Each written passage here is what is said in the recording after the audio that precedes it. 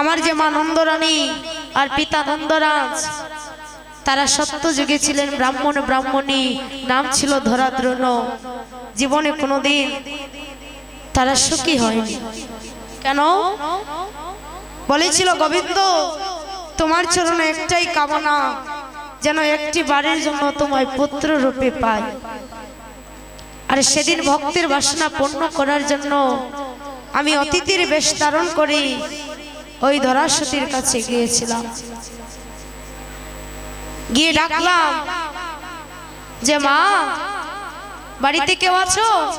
ধরাসতী মা ডাক শুনে দরজা খুলে দেখছে যে আজ একজন অতিথি তার বাড়ির সম্মুখে এসেছে। আজ ওই অতীত ঠাকুরকে দর্শন করে আজ অতীত ঠাকুর বলছে মাগো আমি খুবই তৃষ্ণার্ত এবং ক্ষুধার্ত, তুমি আমায় কিছু সেবা দান করো।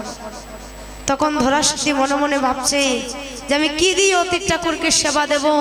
অতীত ঠাকুরকে সেবা দেবার মতো তো আমার গৃহে কিছুই নেই। ওই অতীত ঠাকুরকে সেদিন ধরাসতী নিজ গৃহে বসতে আসনে দিল। আসনে দিয়ে মনে মনে ভাবছে যে আমি আজকে যদি অতীত সেবা না দেই তাহলে সারা জন্মের সকল পুণ্য আমার সবই কিছু বৃথায় হয়ে যাবে। মনে মনে ভাবছে আমার স্বামী নগরে ভিক্ষা করতে গেছেন, ভিক্ষা করে যা পাবে আমি তাই দিয়েই অতিথি সেবা দেব।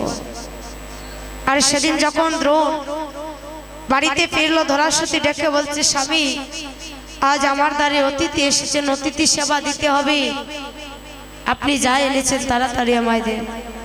তখন ওই দ্রোণ ব্রাহ্মণ বলছে ধরা সারাটি নগরী ভিক্ষা করে আমি যা কিছু পেয়েছিলাম হঠাৎ করে এমন ভাবে প্রচন্ড হাওয়া আসলো, সকলে চাল ডাল ওই কাদায় মিশ্রিত হয়ে গেছে, যেটা তোলার মতো ছিল না।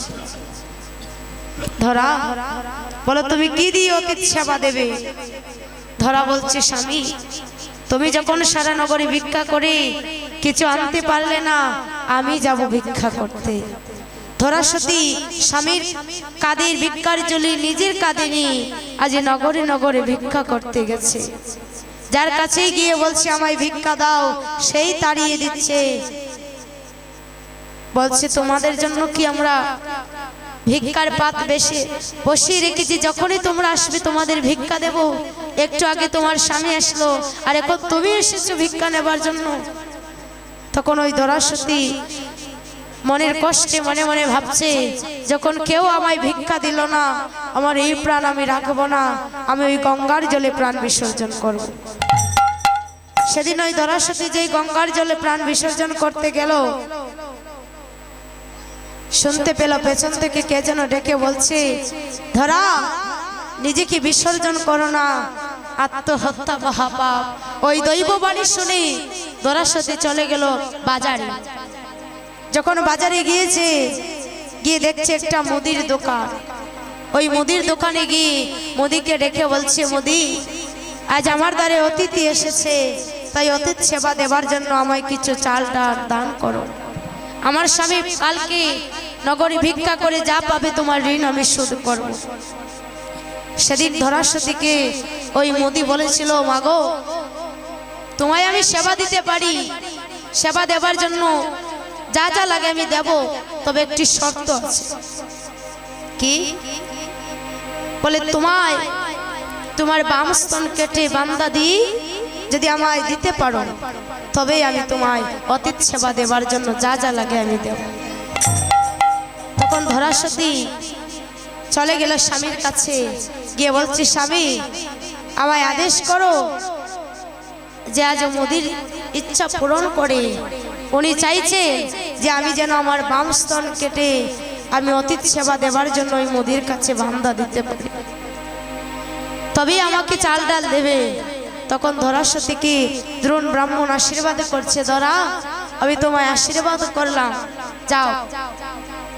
তখন ধরাসতী গিয়ে নিজের স্তন বান্দা দি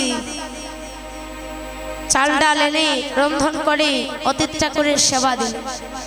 আর যখন অতীত ঠাকুরের সেবা দিচ্ছে আজ ধরাসতীর ডান নয়নে দিয়ে জল পড়ছে আর কাঁদছে।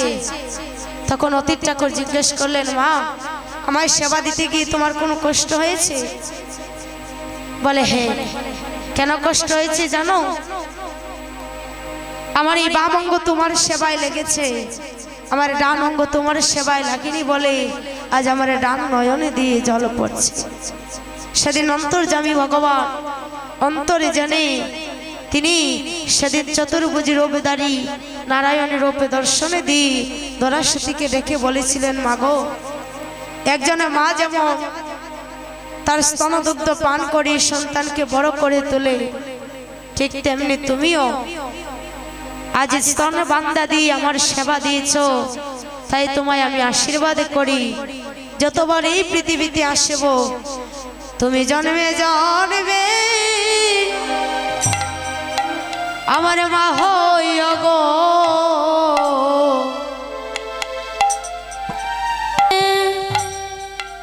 আমার মা হইও গো, ওই আমার মা হইয়া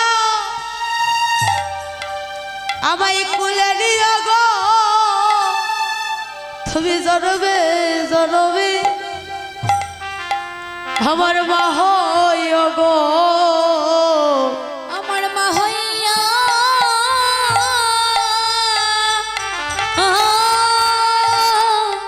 আমার কোলে নিও গো, তুমি জন্মে জন্মে আমার মা হইও গো। ওই আমার মা হইয়া আমায় কুলে নিও গো, জনবে জনবে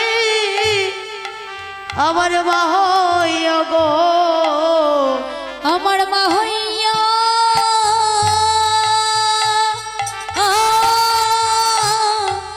আমার কোলে নিও গো, তুমি জন্মে জন্মে আমার মা হইও গো। শোন দাদা, আরে সেদিনের জন্য আমার জনম দুঃখিনী মা আমায় পেয়েছিল, বল এই জগৎ মাঝে তোর মা কি তোর জন্য জীবন দিতে পারবে রে? সেদিন আমার মা আমায় পেয়েছিল, তাই দাদা বলরামের কাছে গিয়ে ডাকছে। বলরাম দাসে বলে শুনে কানাই রে বোন সকল রাখালোর মাঝে পড়লো তোর ডেকে বলছে, আমার মাই কি বা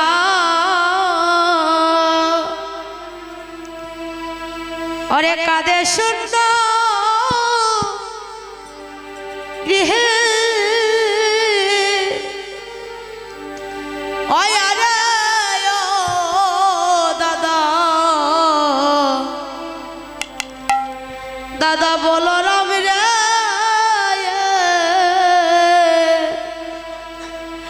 ওই আমার মা কি বা কাঁদে শূন্য শূন্য গৃহে। ওই আমার মায়ে কিবা ওরে কাঁধে শূন্য শূন্য গৃহে, ওরে ও দাদা দাদা বলরাম রে, আমার মাই কি বা কাঁধে শূন্য শূন্য গৃহে। দাদা গো আমি মায়ের সুখে সুখে লনি খাই, ও দাদা গো আমার মায়ের সুখে আমি বনে বনে যাই গো। দাদা গো আমার মায়ের শোকে আমি ননিকাই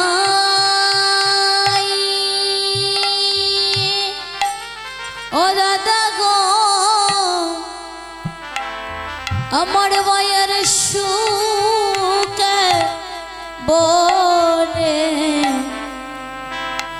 বনে যাইও গো দাদা।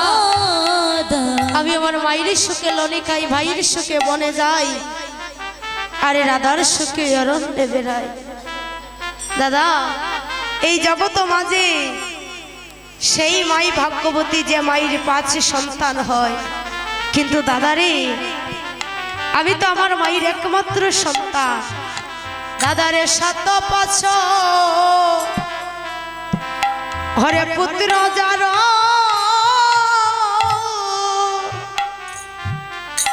ও দাদারে ভবে ভাগ্যবতী মাও মাও তার রে, ও দাদা রে ওরে 7 5 পুত্র যার দাদা রে ওরে ভাগ্যবতী মাও মাও তার রে দাদা। আরে আমি মায়ে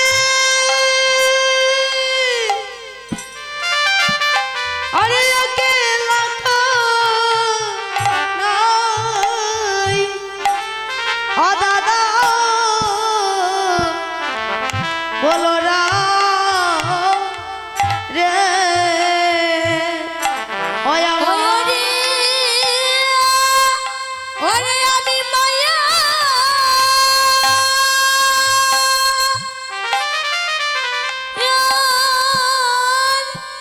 ও মায়ের খেলা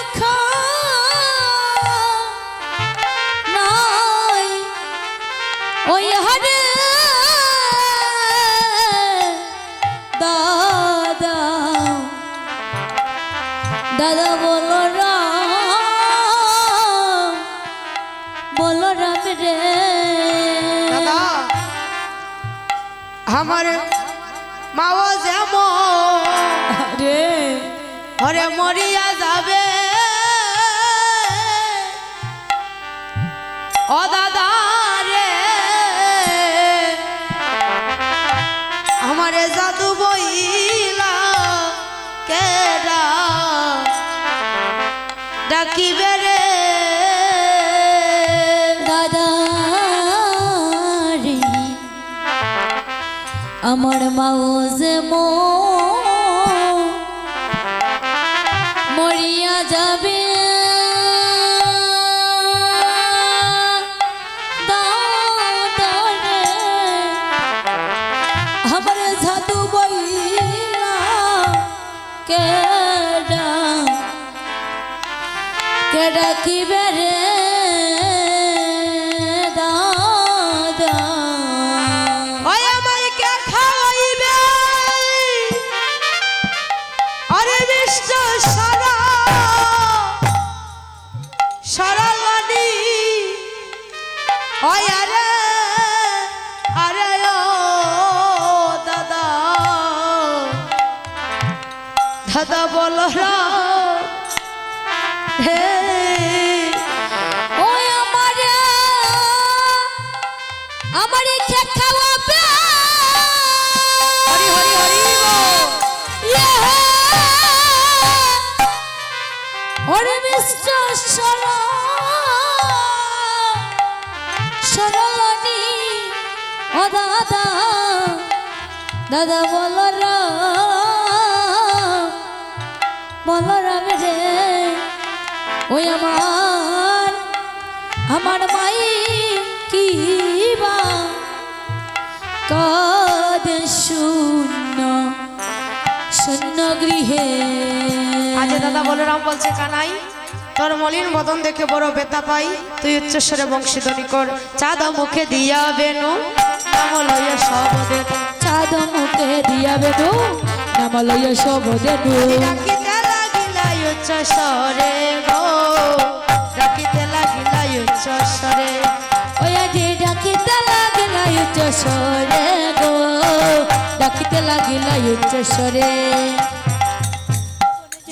যে বনে যে ধেনু ছিল সবই আজ একত্র হলো, আসিয়া মিলল নিজস্বকে। আজ সকল ধেনু হচ্ছে যখন একত্রিত হয়েছে, শ্রীদাম সুদাম পাশে ভালো শোভা করিয়াছে, শ্রীদাম সুদাম পাশে ভালো শোভা করিয়াছে। তার মাঝে নবগুণ সব, হাই রে তার মাঝে নবগুণ সব। আজ দাদা বলরামকে ডেকে বলছে, পাইর নপুরা আমি হারিয়েছি গো, ও দাদা পায়ের নপুর আমি হারিয়েছি গো।